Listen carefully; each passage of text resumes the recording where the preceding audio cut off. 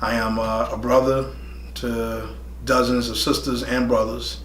And so I just feel like I'm one part of a really beautiful fabric in this time and space, this cosmic quilt that we live in now. Okay.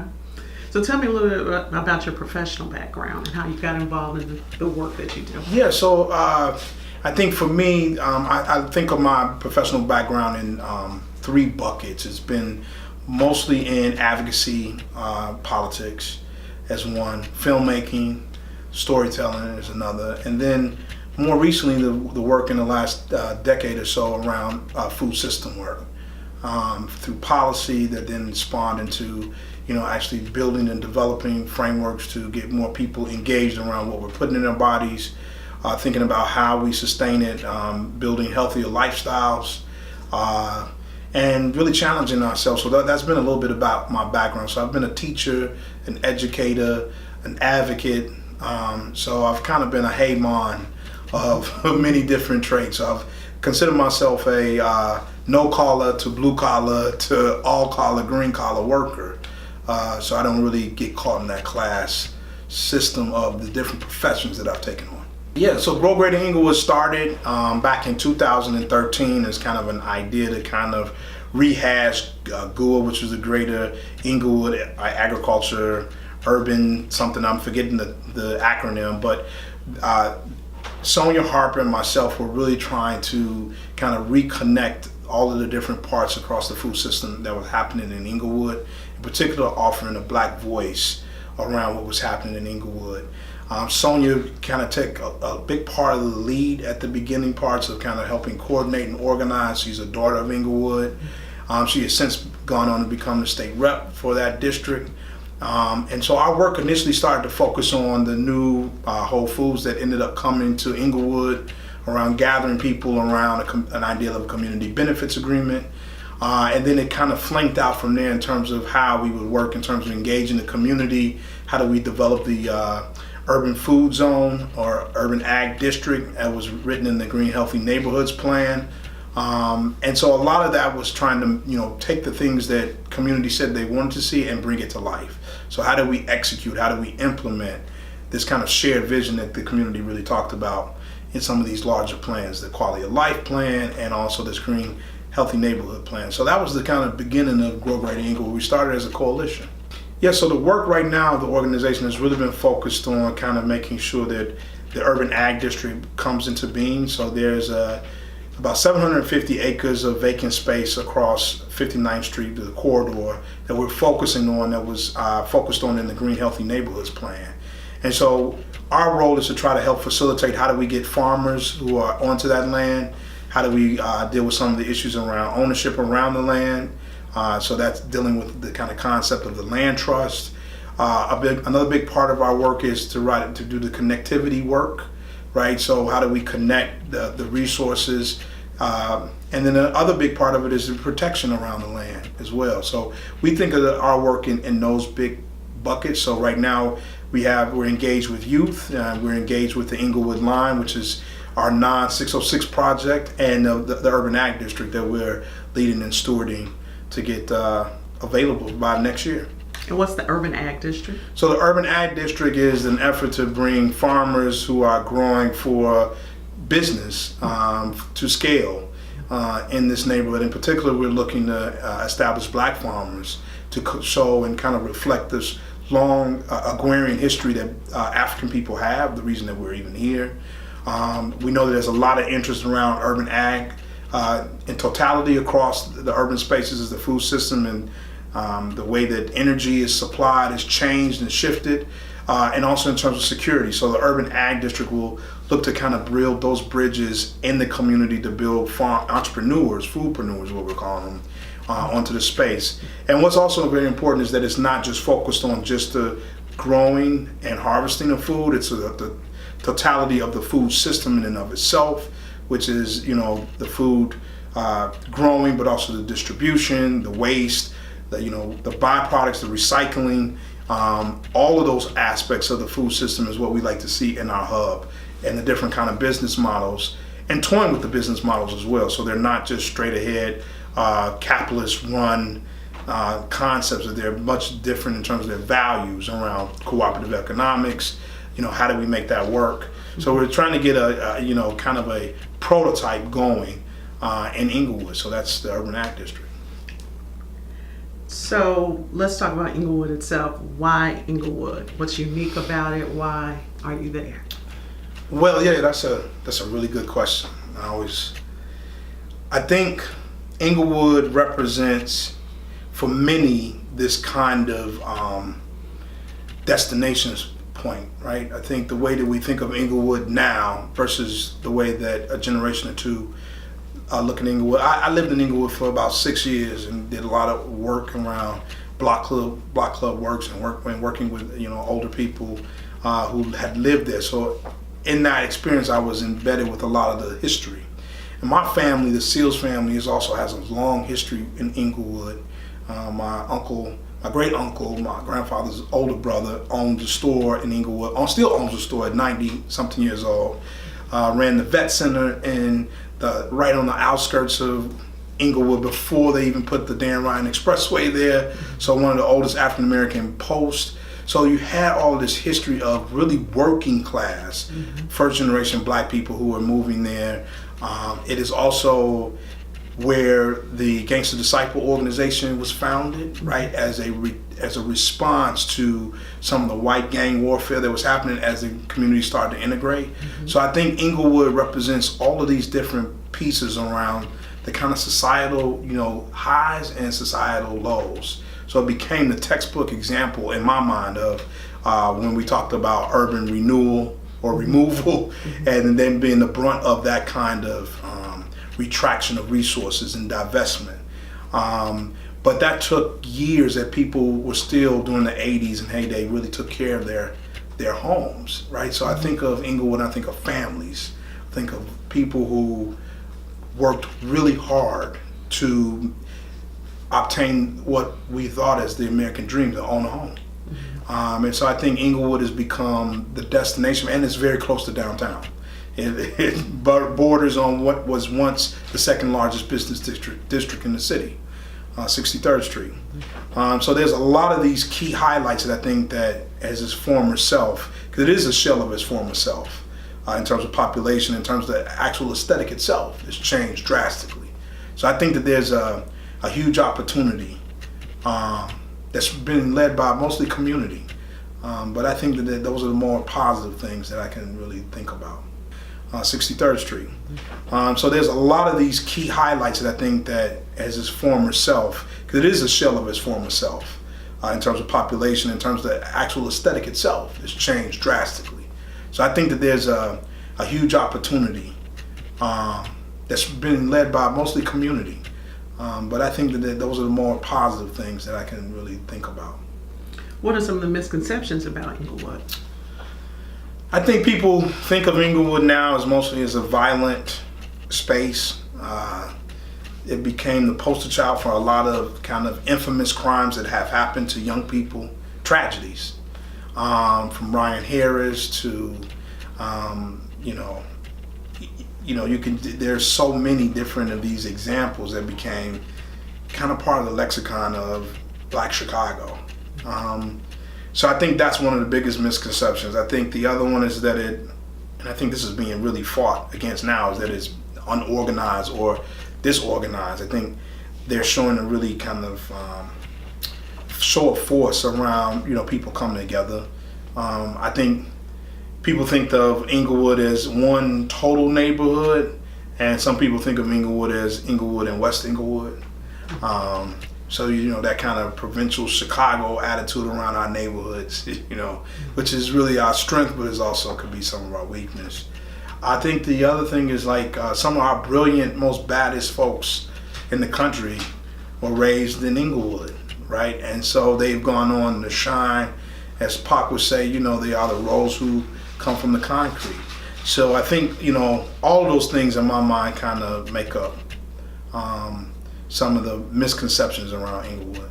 I mean, the short answer is that it went 30 years without any investment, so if not more.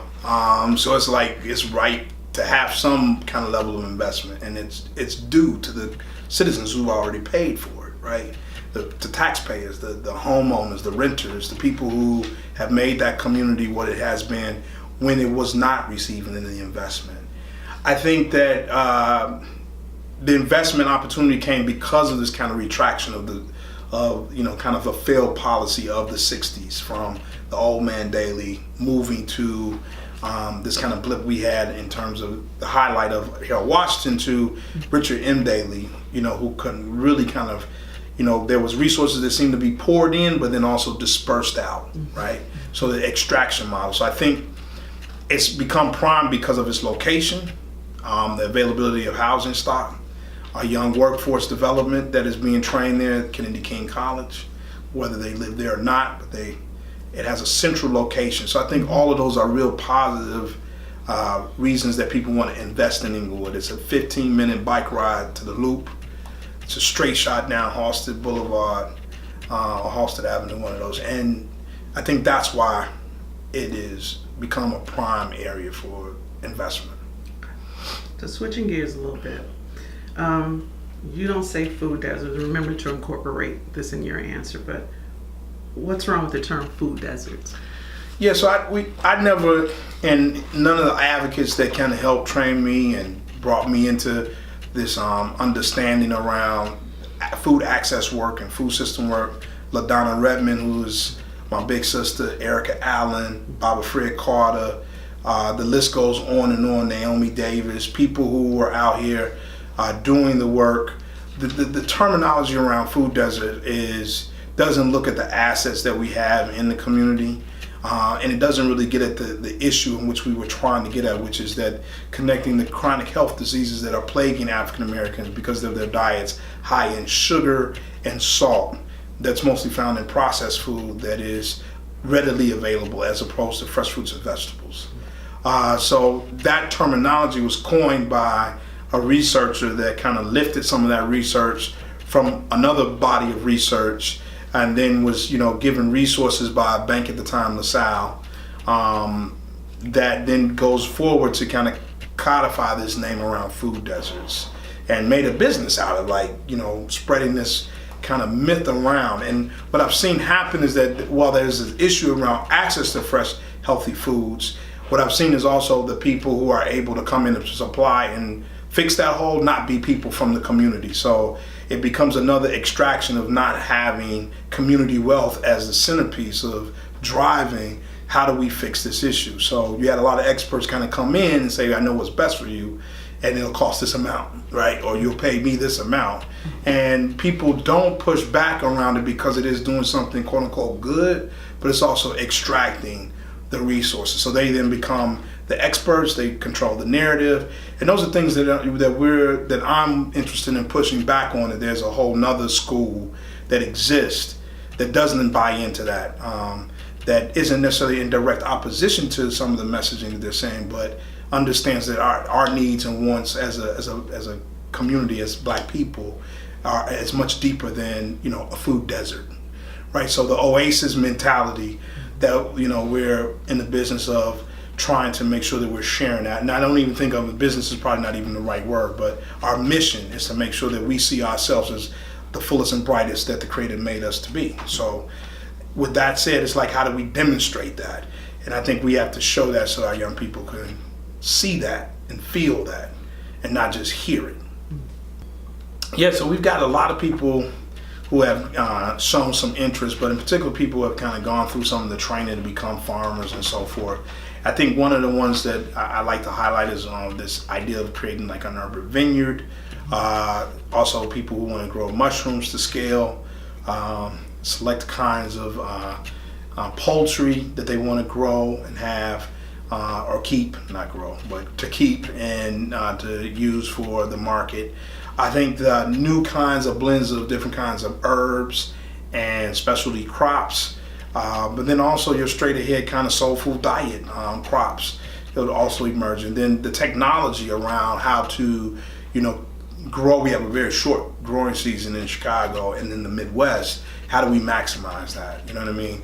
So a lot of this is like, how do we unlearn some of the things we know and how do we build on some of the things that we also know. So it's kind of this yin and yang piece. So I think there's a lot of energy around those kinds of exciting opportunities, and then you have a wealth of new foodpreneurs who are doing value-added products, which is essentially taking, once it grows out of the ground, and putting a knife to it, right, or a masher.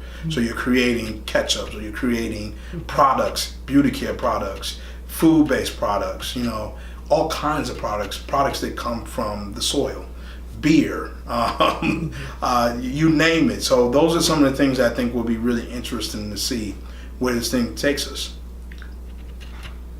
How can people turn their backyards into businesses? I'm not quite sure about that. I'm not sure. We're investigating that. Okay. I don't know if it's a business model or if it's more of a shared model. So when we talk about business, it's really around, like, is it for money or is it for other values around sustaining your health and wealth, right?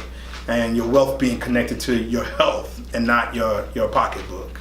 So I think the entire sector around urban ag has struggled with that around, how do we make this profitable? How do you make money doing this work? Because it is a very thin margin operation. There's a reason that agribusiness grew, because it makes it easier. People, behaviors are pushed towards convenience.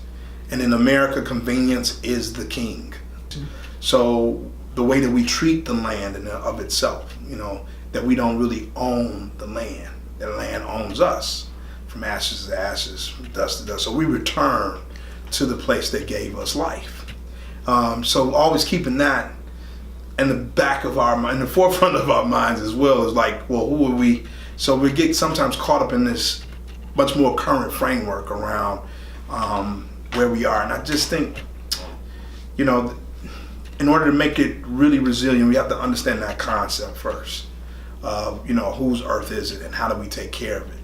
How do we steward it? How do we, tend to it, knowing that we don't control it? I think those are the things that help start to really spur in terms of resiliency. Because out of that, then I think crops up, how you then set up businesses, how you think about profitability, what that means. Because this is a big challenge around systems that we're also being challenged. So it's not about these farmers making $1 million. I think that may be the old way, that I'm able to cash in, I made $1 million, but what if it's for something else, right? What is some of the other values that we need? And I think collectively we're trying to get there around what that means. Is it about driving a nice car or having more? These are huge concepts, but this is what's driving people, and they bring that, as everybody would say, your bags with you around how you see it. And because that's all what we've been taught, a lot of what we've been taught, not all, but a big part of what we've been taught in America is around the I, being able to achieve over the group. And so those are at odds. So we're, I think, trying to have balance between that and not have one over the other is where we're trying to get this kind of resilient food system.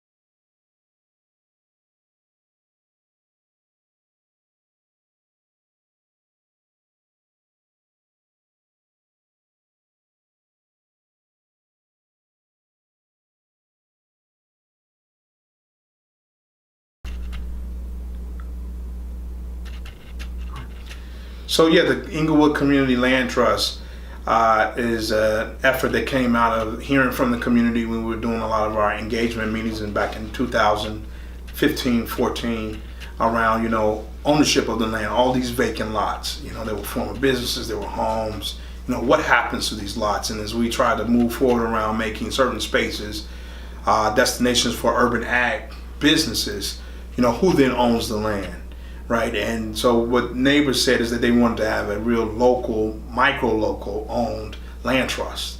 And from there came this concept of the Englewood Community Land Trust that then was birthed and kind of transformed into this Ujamaa Land Trust. And it's all these things are kind of still in the early startup phases of kind of, getting its grounding. But at the core of a lot of this is around, self-determination, these kind of, resiliency around cooperative economics, around having a real purpose, around ownership, land.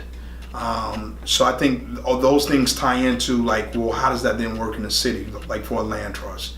So we're pushing the city to kind of figure that out in terms of a land trust that's not just for people to have, a nice community garden on. That's how the current land trust model works.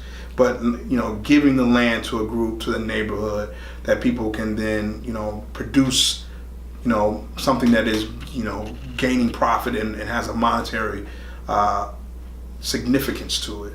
I think that is something that we're still trying to push through. What does that look like when you have a real kind of local land trust to own the land?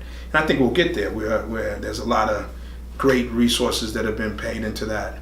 And then the larger Englewood line, or the 59th Street line, is the abandoned railroad line that Norfolk Southern had, and CSX that ran down 59th Street that abutts this Englewood Community Farms, or the Urban Ag District.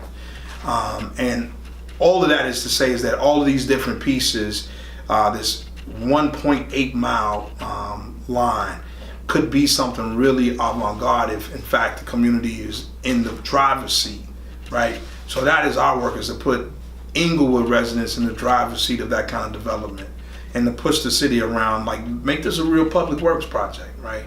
Don't do the traditional, you get a big grant, you spread it out to the people who are approved vendors, who then extract all the resources when we have 85% unemployment for our young men who are able-bodied, who can go and work for, of course, $15 an hour minimally, right, on a space that is in their neighborhood. So our job is to push the city to say, we need to figure this out, right? And we need to figure out how do we make this community is 98% black. The contracting that comes along with this kind of big public project should reflect what this community looks like, right? And where we don't have these skill sets, we should find them, right? And so we should push that as a precursor to try to even develop a framework around equitable development in our communities, so that we're not standing on the sidelines and saying oh, well, we don't have enough so-and-so. Well, then you don't have our federal tax dollars to come back into this neighborhood to do this project. So a lot of that is the kind of piece that we're pushing with this Englewood line, because we think linear parks are kind of have been très chic right now because of the High Line and because of the 606. They're seen as a tool for gentrification, but they also could be seen as a tool for stabilization. And that's something that we want to push, is that parks are great stabilizing forces in neighborhoods. They help build the value of homes, which many people want. They help stabilize the quality of life in terms of what you're able to do. These are things that I think that need to be incorporated, that black people see within themselves, that this is not for someone else to take advantage of. This is ours. So that's the big work that needs to happen. Let's talk about that for a little bit. How do you combat, when we talk about obstacles, the notion that all of this stuff is coming to Englewood, that means we have to leave, or we're being pushed out, or this is for another race? Well, I think part of that is true in terms of who's bringing the resources. With the income inequality being and wealth gap being so much wider than it ever has been in recent history, propels this argument around gentrification. So some people see and then I always push back around, well, who are the gentry, right? Pushing to, do you know the history of the gentry? and the gentry attempting to become the aristocratic class, right? To become part of the royal class. And for us to kind of dispel and disrupt that narrative, because it is not connected to our traditions at all. What we're looking for is to have a vibrant community where people feel safe, where there's love, and where there's a sense of abundance. I think those are things that we have embodied in our community that we have to be able to trigger and to be able to have a sense of, so it's a calling of it. It's not that it's not there. It's just a calling of it so it can be harnessed and focused on, well, this is ours, right? And I'm taking ownership of it. And there's a certain standard, right? And that standard is not one. It's multifaceted. It becomes one, right?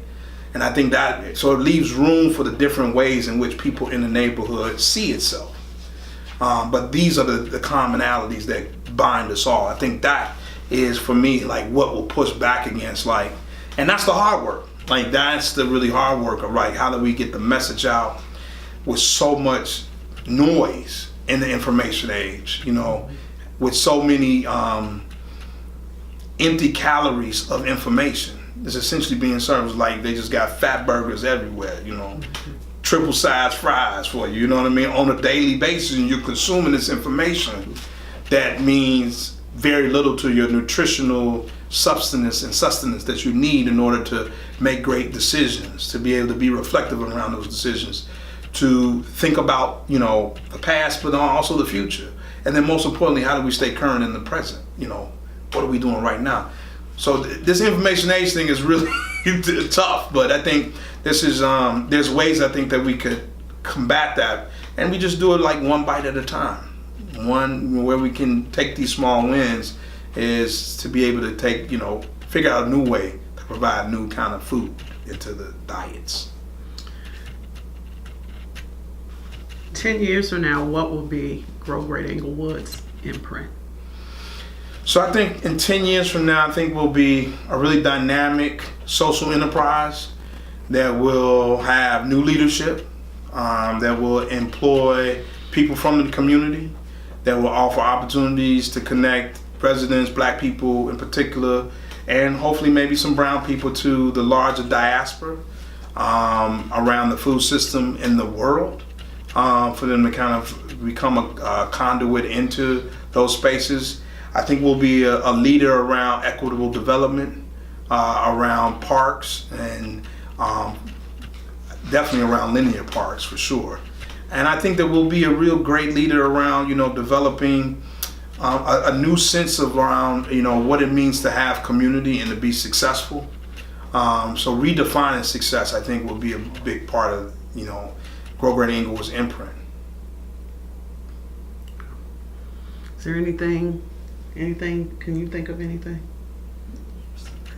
Was it? Okay. So the last three I have is like, our efforts is to build not only people, but the land, you know, to be able to build up on the land and to be able to take care of the land, to connect the people, but then also to connect the people back to the land. And then lastly, is to protect.